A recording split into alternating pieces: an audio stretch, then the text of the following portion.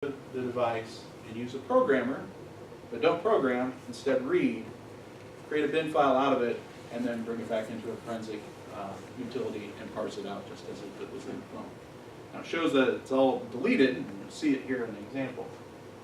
So, I guess I was going to jump over, but hold on. So, I'll show you some examples of how, let's see. So when we do FTK, so we're taking, and we're going to document everything. And my reports are generally about, even for, this case was even smaller than that, but let's say I have 5 pieces of evidence instead of 65 pieces of evidence. It's generally about a 10-page report on my part because I'm documenting every step of what I do. So I take the piece of equipment out of the box, I document that it's a Dell Inspiron 1780 or whatever model number, service tag number, and then I say I'm going to go out, pull the Seagate hard drive out of it, and I document the model number of the Seagate hard drive, the serial number for the Seagate hard drive, and then I've got to say that I hooked it up to a write blocker to ensure that I haven't damaged or changed any of the data from that hard drive or that computer, and I push FTK Imager at it and say, create me a duplicate image, and it does.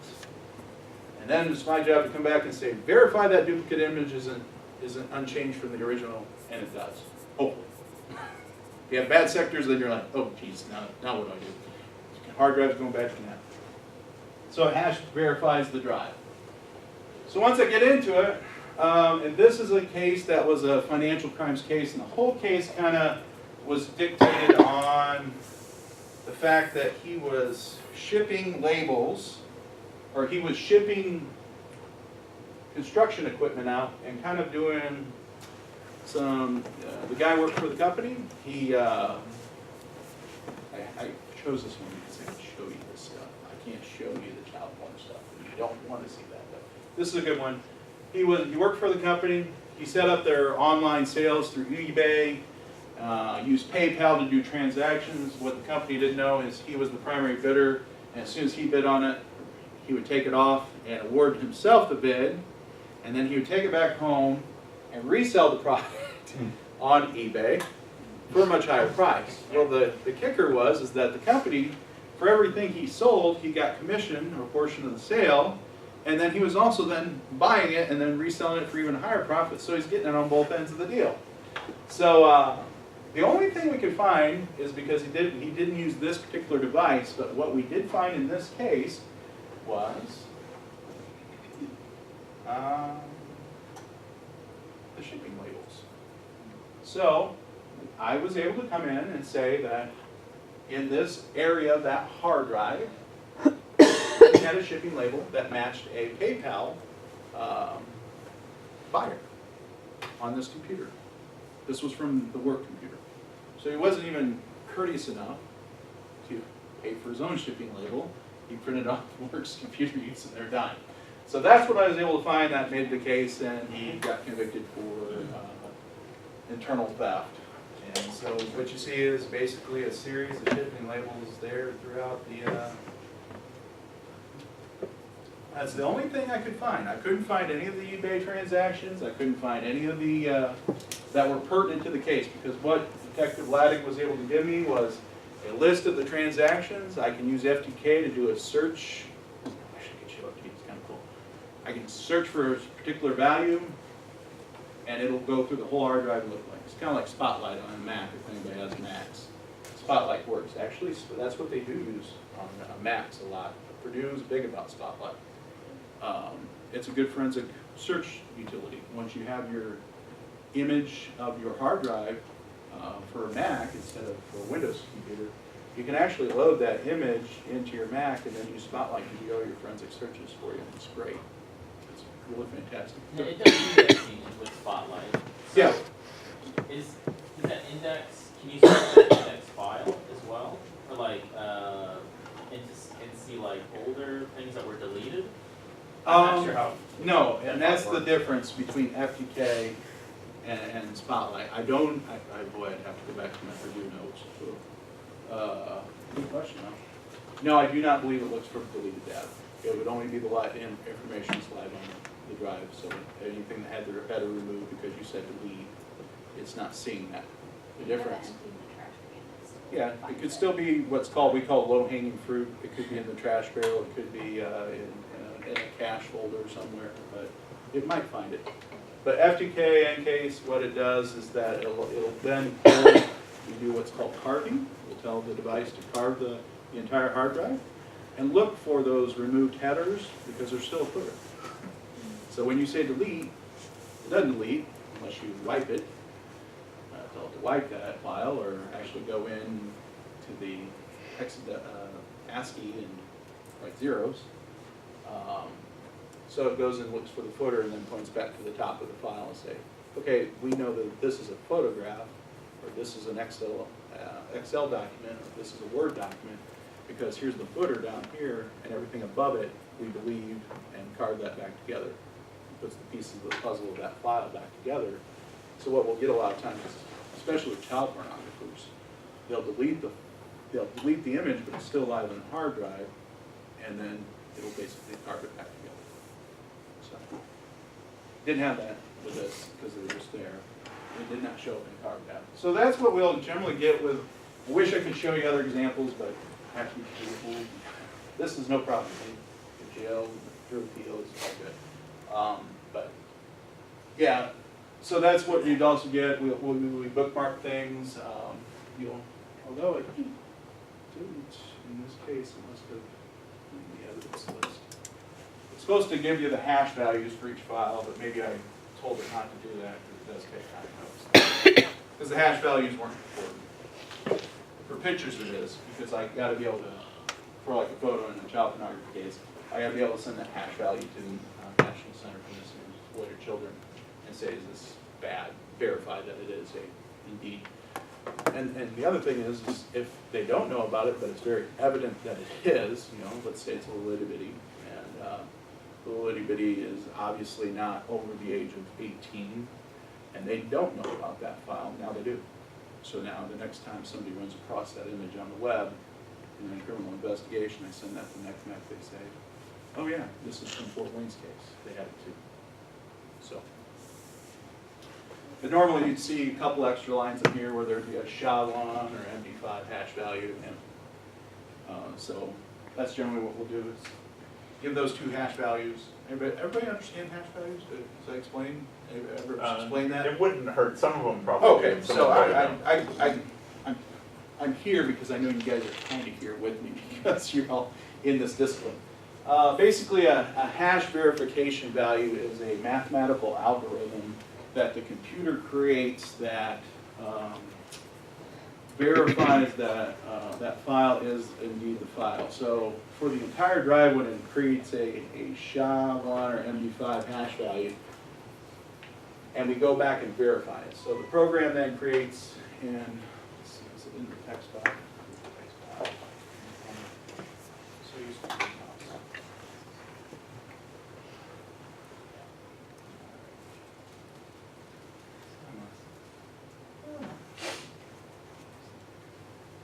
It's not there.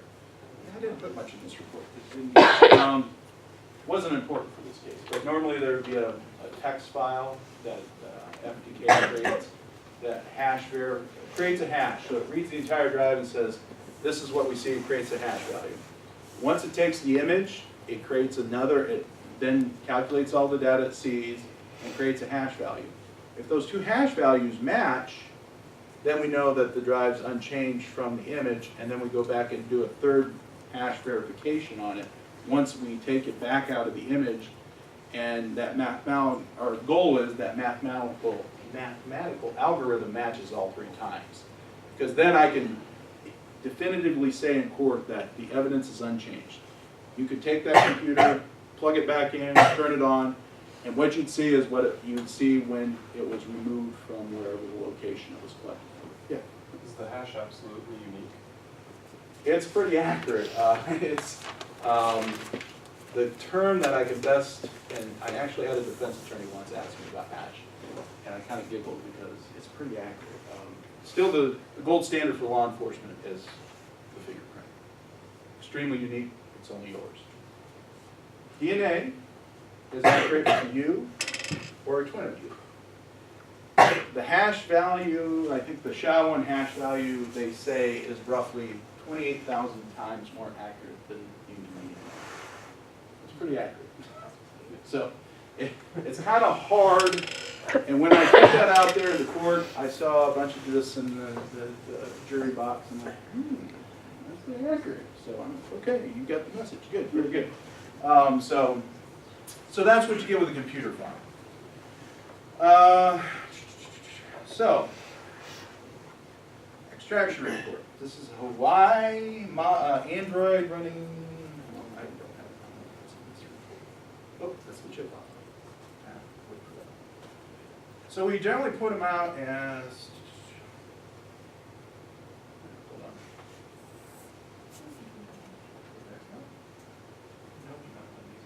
Here we go. This one.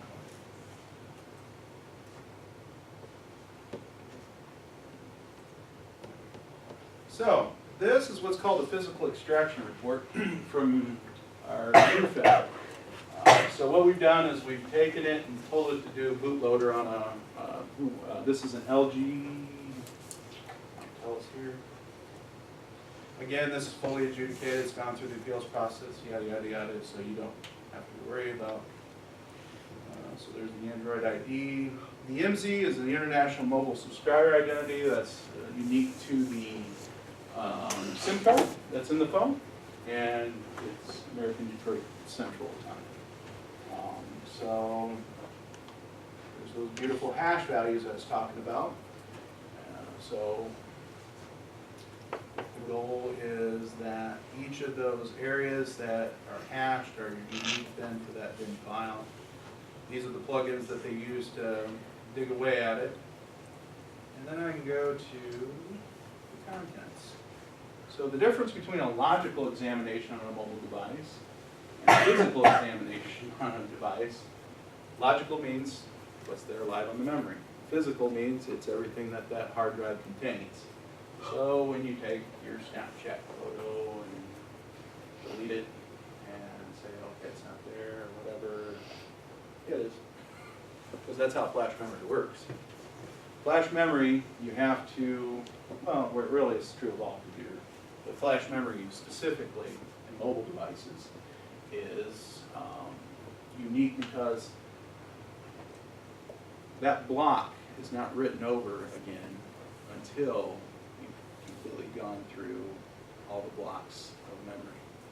They do that because flash memory is more volatile to rewrites. So if you rewrite one sector, it wears it out faster, unlike a mechanical drive, which hypothetically can last indefinitely and just kind of re-recording over the platters. But so when you delete it, the only thing you can get rid of it with is to do a clean wipe on it, and that'll get rid of it. But most people don't do that because then you lose all those pictures of your friends or your contacts and all that good stuff. But so it'll still go out and find that deleted information, and it'll be there. So that's why it's always funny. Well, you aren't going to find anything on the phone. Okay, that's a challenge to me, and you go and you say I can't find those text messages between you and. Come on, stay with me. There they are. And the deleted ones. Show it just like that. So when you say, let's go rob this bank, let's go kill this person, you delete it, it's not there. I'll find it still. Question about iMessage. They do encryption with that. Does it pop up? Apple, especially newer than iOS 7, is very problematic to us if it's locked. You put your passcode on it. It's locked. If it's unlocked, no problems at all. We'll still get everything, you know, or we can get it unlocked. There are some passwords, and I do have some slides that kind of keep us on track here. So, but so that's a little bit about that. If you want me to get into all the engineering schematics of how it does that, basically they have developers that write plug-in scripts that grind away at the memory and reparse it then back in the program, put it in quick layman's terms. But yeah, iOS locked, newer than 7, it's a bear for us. But we still do have some stuff. Even the chip off that I'm going to get to next kind of discusses it. We can get some stuff, even from that chip off. So chip off, like I said, originally a $30,000 application. Pretty cool for us because we have password breakers. Real quick, I'll talk about it. I don't have a picture of it. I'm sorry about that. It basically uses a camera, and it uses a program that we sit the camera and we put it in Stay Awake and cause the device to go into the PIN code recovery. So let's say you have your knock code or pass swipe code. And if you do it enough times, it causes it to fail and it goes into the default. For iOS devices, it generally is a PIN code. Once we get to that screen, we can focus this camera on a certain area on the device and tell the program to go through and try to break the code. And then what it does, because it's already in the default mode, doesn't hurt it, it just starts running this program when it's connected to the computer while it focuses on the screen. What it looks for is an anomaly. And when it hits it, it stops. It says, oh, that was it. Because there will be a little flash that it's real quick, you can't even hardly see it with a naked eye. The camera will see it and it'll stop the program and say, oh, 1, 2, 3, 4, 5 is the right code. And boom, it stops. And then it creates a report that says, your passcode for this device is 1, 2, 3, 4, 5. And I go back and oh yeah, I know. We're good. and in situations where that doesn't work, and they've really come a long way in the last 6 months on that, by the way. When we originally started doing it, this is a maturation of the last year. It was Galaxies, it was iOS up to the 4S, and that was it. Anything 4S or newer, or 4, no, it wasn't even 4, 4 or 4S and newer couldn't do it. Anything other than Samsung Galaxy couldn't do it. Now I think we're up to about 4,700 devices that it can break the code. So even if you have the knock, even if you have the aftermarket ones you put on there, even if it's complicated, if we can get it to the default PIN code, which is every device has, it'll break it. In the event that they can't, or they took it and went splash, darn, you know, it's electronic boy, but those things really don't like water much. We're at this point. So this is our chip-off lab. This is the third extension of our lab from the Coverdale grant. And we actually kicked the deputy chief out of his very nice corner office that overlooks the courthouse green. Very pretty office. But the chip lab is basically a discipline that's been pioneered by several. We got our training through a company called Keel Industries out of Norwalk, Connecticut. And what they teach you to do is actually take that device and remove, if you ever come to see me on chip-off day, that's what I'm wearing. Because my eyesight is not that good anymore and I need help. So this is, I believe, a 4S, if I'm not mistaken. And what we'll do is we'll go to the FCC, there's program, websites, actually, you can go to this website yourself, phonescoop.com. PhoneScoop is a big helper for us if you aren't familiar with it, because you type in a model number and it'll tell you everything you want to know about it. It contains 8 gigabytes of internal memory, uses Android 4.1.1, it has Wi-Fi, whatever else you want to know about it. It also has the link to the FCC website that gives us the internal photos. So we go there and we look and we're like, okay, let's see what this thing looks like and find out where the memory chip is on it. And right here, there's your A5 processor on that. And on the flip side, what we'll do is actually mount it into a couple preheating devices. So this is the one we use for this board. Right here's my eMMC memory chip. And that memory chip is held in by solder points and epoxy. Some are better than others. Some use very little epoxy and they pop right off with just a tiny bit of heat. Some, like BlackBerry, those really glue it on there, and boy, you can damage a chip, and I've done it once, and boy, there's nothing worse, because you get really mad then. You're like, you gotta go back to your investigator and say, hey, sorry, I got big hands and busted the chip, so my bad. But it really is not your fault. They put it on there, and Research in Motion does it just to make guys like me mad, because they know we can do this, and they don't want us to do it, and that's why Mr. Obama and a lot of the federal elected officials and agents carried BlackBerries for a long, long time. It's because you can't break a BlackBerry once it's got the passcode. You got that passcode lock, if you don't tell me what the passcode, there wasn't anything we could do until we could chip it off. Then we could take it and say, look at this like it's a BlackBerry backup. Bring it back in through one of those forensic programs we use, like my good friends from Russia make, and it does beautifully about reparsing all the information from the chip. So we actually put a little bit of heat on it. Yeah, high tech, right? But this little preheater does a really good job. It probably does 90% of the heavy lifting. We only have the heat from the heat gun on it. And this is what they use. They've got a special stand that they've developed, holds a little paint heater, and it heats it up just enough, and you just get just enough heat on it so you don't boil the chip, but just enough so it loosens the solder balls and epoxy, and it pops right off. So this is me, so I'm not burning my hand here with my little pry tool, and we get a little heat on it, and pop, starts to pop off, and there we go, got the chip off. So we use that UP828 programmer, that thing.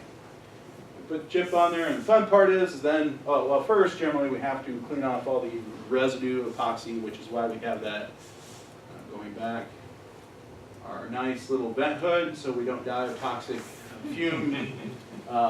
And we use this solder kit to remove the epoxy and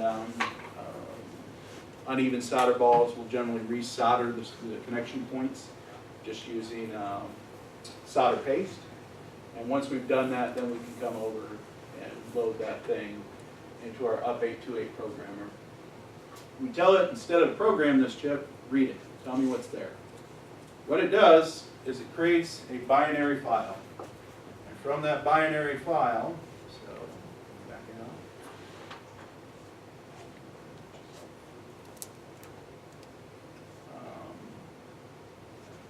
So you get a little, yeah, here it is.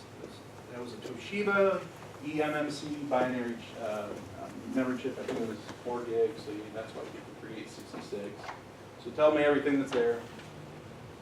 I then load that binary file and tell it to parse it just as if it was a backup of that, and here's what I get. I got it open, so sorry. So this is my good friends from Russia, I think, doing this one. Yep. Nope, this is Physical Analyzer. So Physical Analyzer then looked at this chip and said,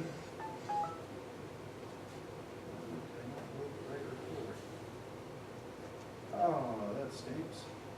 I apologize. This is one where it got damaged. So what will you'll generally get then? That stinks. Is that what it shows then is much like you saw in that last report. So what all I got is that it got a bad data dump. So it dumped it, but it can't see it and it can't parse it. That stinks for me. I go back to my investigator and say, I at least got your SIM card. Here's the phone number. Here's the subscriber identification. Go get the records. That might help you out. It did give me data. So I'm showing you my failure here. So I know the failure. It was too bad. So what it did is it said that it doesn't see any data. We know it's there. And so what it would normally do on the successful chips that we've done is it will show up all that information as deleted. So it basically sees it all as deleted because it doesn't see it in the device, and that's what it's seeing. So instead of using the software